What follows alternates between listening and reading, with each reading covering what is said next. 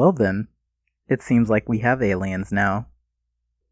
Hey everyone, my name's Arias and welcome to the Thoughtful Free Space, putting your mind to things you might not normally think about.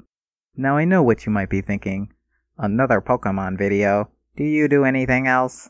I hear you, but the 7th generation games have a lot of new and interesting content to speculate over. It's really fun. Besides that, plans are coming together for a fright-filled month, so stay tuned. Moving on, for those of you who have stayed and are aware of the latest Pokemon news, you know recently that creatures called Ultra Beasts have been revealed. There are currently 3, each with their own code name and special abilities. UB01, UB02 Absorption, and UB02 Beauty. Now before I continue, I have a confession.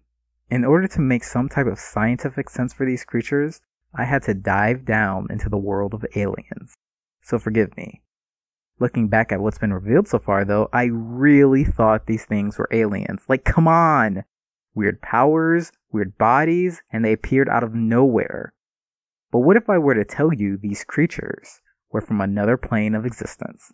Let's get into it. Starting off, we need to examine what these creatures actually look like, and 2 things come to mind. First off, all 3 Ultra Beasts resemble biological creatures. The 2 phylum, or groups, represented here are Cnidaria and Arthropoda. UB01 is a jellyfish, or a Cnidarian, with UB02 Absorption a mosquito, and UB02 Beauty being a cockroach, representing the arthropods. We can tell this not only from the way they look, but from their individual descriptions. UB01 can constantly change its shape and looks like a jelly. UB02 Absorption has a long mouth similar to a proboscis, just like Mosquito. And the UB02 Beauty can infatuate anyone that looks at it, through either psychic power or pheromones, which is what cockroaches use to attract mates. Now while animals are fun and all, you people want the weird stuff. So the second thing these Ultra Beasts look like are people! It's people! Over the past months, we've been introduced to a number of different characters.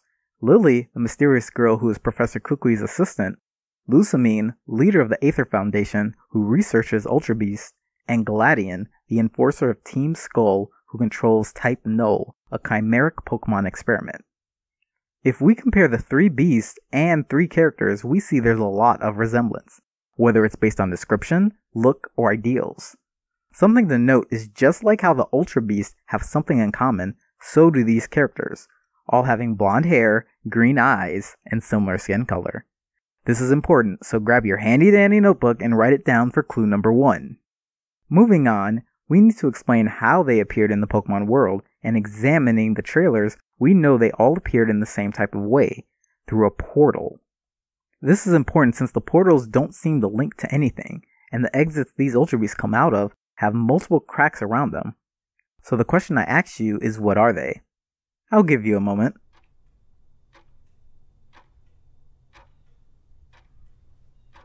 Got an idea? Then let's continue.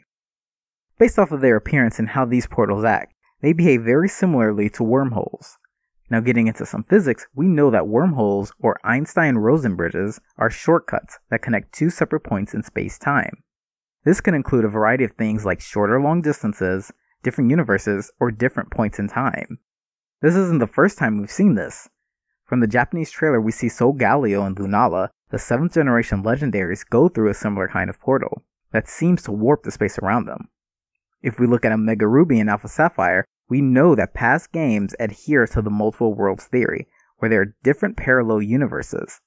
This is due to the Delta episode where the Devon Corporation wanted to use their technology in order to prevent a natural disaster, trying to send a meteor to a different universe. With that, we have our second clue. Our third piece of evidence answers the question, what do they use their powers for? If these Ultra Beasts are appearing, they must have come for some reason, right? We know from the Pokemon website, these Ultra Beasts are a danger to both humans and Pokemon, and are classified in their own category. We've also seen both versions of UB02 fighting Tapu Koko, one of the island deity Pokemon.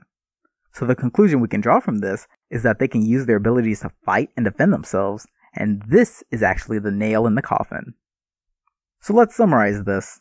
First, the Ultra Beasts seem to take on the traits of common animals, and either look like or can transform into people.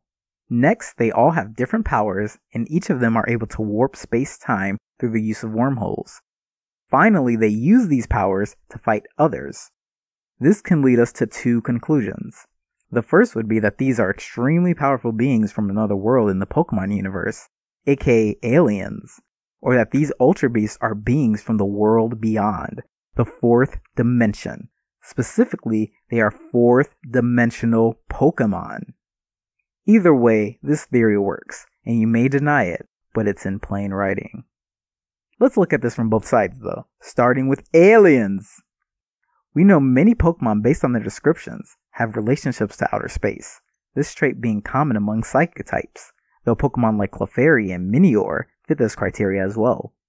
Deoxys is the most famous example due to coming from a meteor from outer space. Now if we examine Lusamine, leader of the evil Aether Foundation if you believe the theories, we see her comment in the reveal trailer.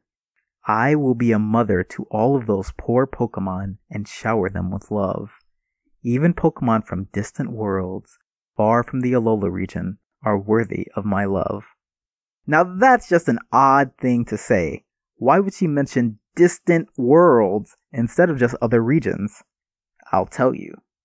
Due to being the leader of the foundation that researches these Ultra Beasts, she would be the one most likely to know what they actually are.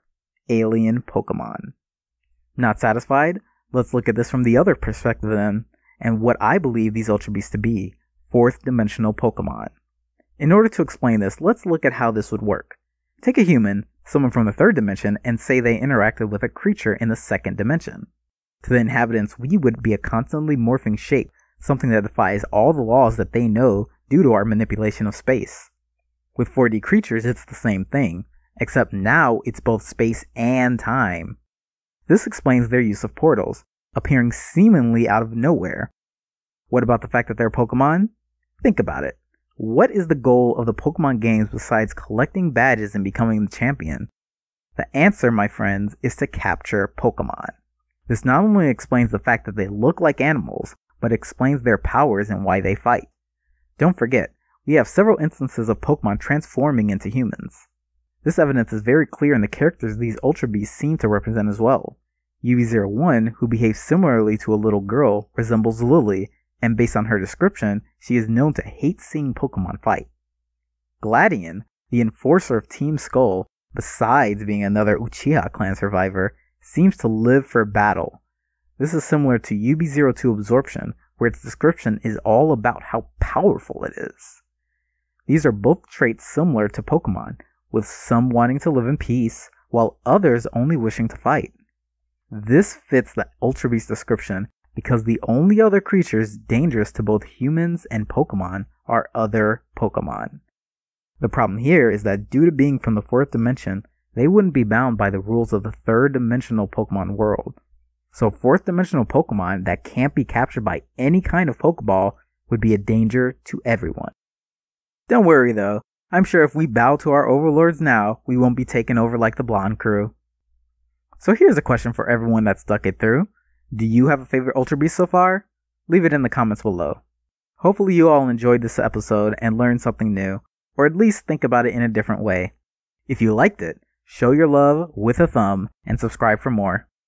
Thank you very much, and stay awesome.